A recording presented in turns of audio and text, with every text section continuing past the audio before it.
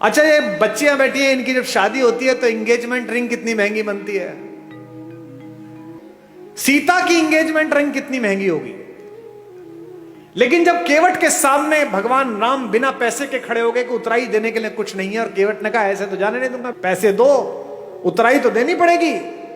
तो पति का अपमान ना हो जाए, पति यहां संकट में ना लगे, सीता ने चुपचाप अपनी अंगूठी उतारी और राम के हाथ में दे दी कि ये दे दो। गोस्वामी जी ने लिखा, पियसी की ही जानन हारी, मुदित मगन मणि मुद्री उतारी। मणि उतार कर दे दी। ये सीता है, ये सीता सिखाई गई, ये सीता घर घर में सिखाई गई थी। इसीलिए हमारी माएं, हमारी नानियां, हमारी दादियां कम में काम चला लेती थी। आज क्या हो गया, कम हो गया तो झगड़ा हो गया। पति की नौकरी 4 साल नहीं लगी तो तलाक हो गया, पत्नी की नौकरी छूट गई तो झगड़ा हो गया। इसका मतलब क्या है, सुख साधन पर केंद्रित कर दिया। और यहां बैठे हुए धनी लोगों, सुख साधन में है ही नहीं। तुम्हारे ऑफिस में जब 15,000 रुपए में बाहर खड़े होकर सफाई करता है लड़का, जो तुम्हारी गाड़ी पर पोछा मारता है, किसी दिन कलकत्ता में आसमान में हल्की बारिश होती है, साइकिल से वापस जाता हुआ बाजार से पाव भर बेसन खरीदता है, पाव भर प्याज खरीदता है, आलू खरीदता है, एक छोटी सी बोतल में 200 मिलीलीटर तेल सरसों का लेता है और पत्नी से कहता है मौसम बहुत अच्छा रहा, पकौड़े बना ले।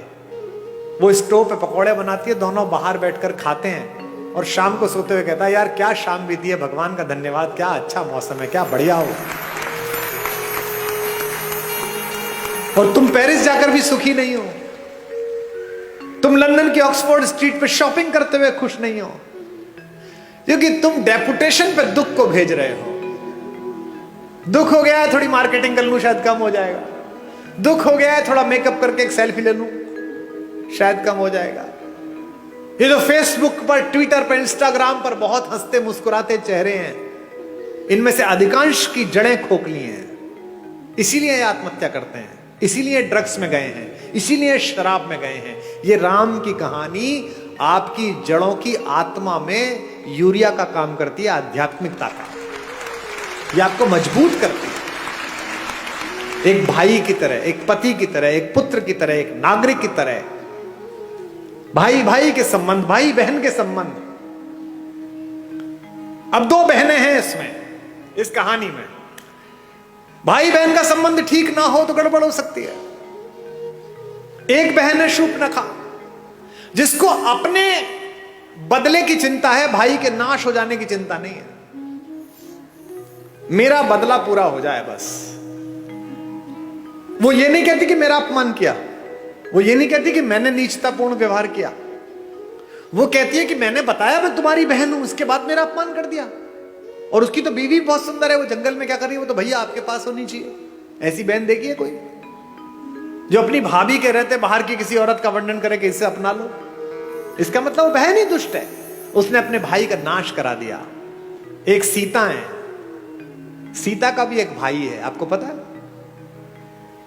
जब अशोक वाटिका में माता बैठी हुई है तो रावण आता है उनसे मिलने, रोज आता है, कहता है मेरा प्रणय प्रस्ताव स्वीकार कर ले।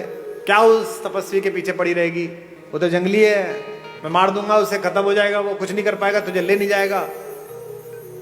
माता पूरी सात्विकता के साथ बैठी है। एक दिन कहता है कि देख मेरी बात मान ले, अन्यथा मैं बलपूर्वक तुझे उठा लूंगा यहां से। तो वो जिस चटाई पर बैठी हैं, उस चटाई का एक तिनका तोड़ती हैं और तिनका तोड़कर अपने रावण के बीच रख देती हैं और कहती हैं कि तू कैसी मूर्खतापूर्ण बात करता है रे, कि तू मुझे छू लेगा? ये तिनका रखा है, इसे पार करके दिखा दे, तेरे में औकात है तो।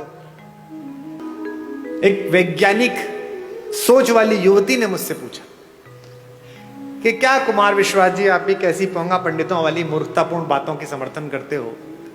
जो कैलाश पर्वत को उठा लेता हो तो तिनका नहीं उठा पाएगा। ऐसा क्या सीता में मनोबल आ गया तिनके को देख? अब मैं जो बात कह रहा हूं उसको बहनें सुने। एक लड़की अपने पति के साथ भी इतना सुरक्षित अनुभव नहीं करती इतना भाई के साथ करती है। क्यों? सीता भूमि से पैदा हुई है, सीता का नाम है भूमिजा, और तिनका भूमि से पैदा हुआ है।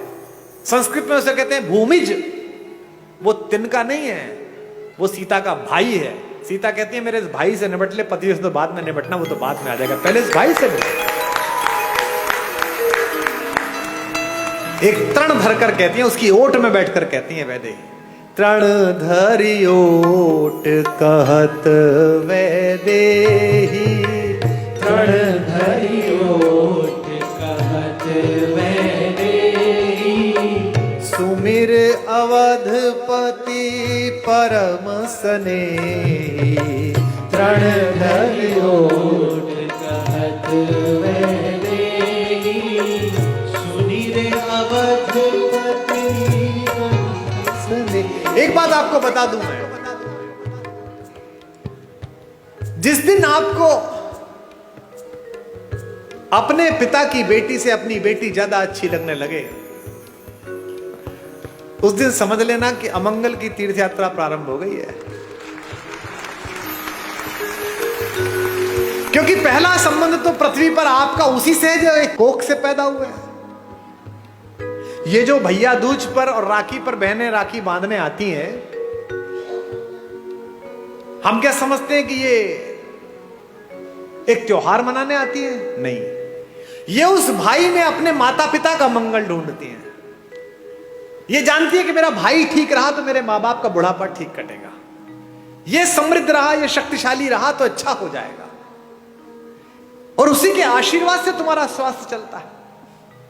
इसीलिए उस तिनके की ओट पर बैठी हुई सीता जानती है कि जब तक ये तिनका है, जब तक ये मेरा भाई है, चाहे कैसा भी हो,